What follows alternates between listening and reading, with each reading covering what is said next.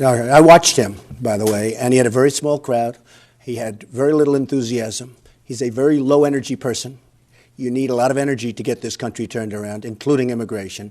And the word immigration and illegal immigration, you wouldn't even be asking this question if it weren't for me.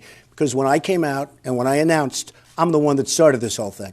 And I took a lot of flack the first 2 weeks, and now all of a sudden everyone's apologizing to me. I mean, people in this room are apologizing to me because I brought something up that's very, very serious. I brought up the crime.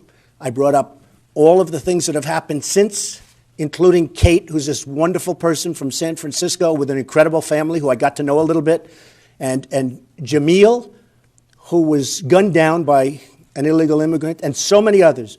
The other day in California, a 66-year-old veteran, okay, 66-year-old veteran was raped, sodomized, beaten, and killed by an illegal immigrant. And that's a few of the many. It's a big problem. So you ask the question, Jeb Bush doesn't have a clue, doesn't even have a clue. And if I weren't in this campaign, Jeb Bush would not be talking about illegal immigration. If you remember, he said they come as an act of love. Okay? Tell that to the families, and there are many, many, many families who lost a loved one. Act of love. Okay? There's no act of love. It's tough stuff, it's mean stuff, and it's going to be taken care of. You know, a lot of the gangs that you see in Baltimore and in St. Louis and Ferguson and Chicago, you know they're illegal immigrants. They're here illegally. And they're rough dudes, rough people.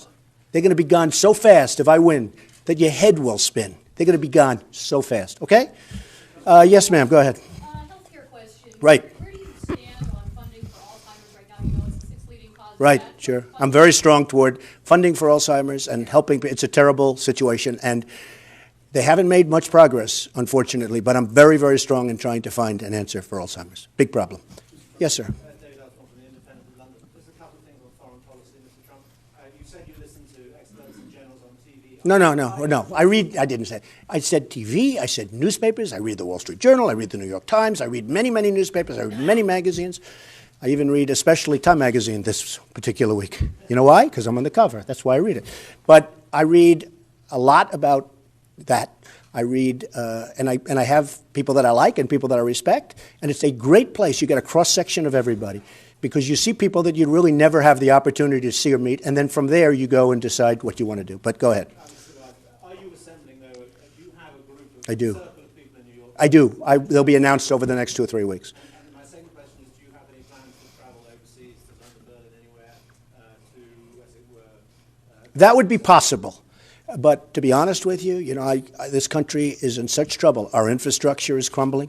Our roads, our bridges, our airports. We are in such trouble that I'm going to spend a lot of time here. We're going to fix our country. Our bridges, 59% of our bridges are in trouble. Think of whoever heard of that? I mean, in trouble, serious trouble. We're going to fix our country. I'm going to spend a lot of time right here in the United States.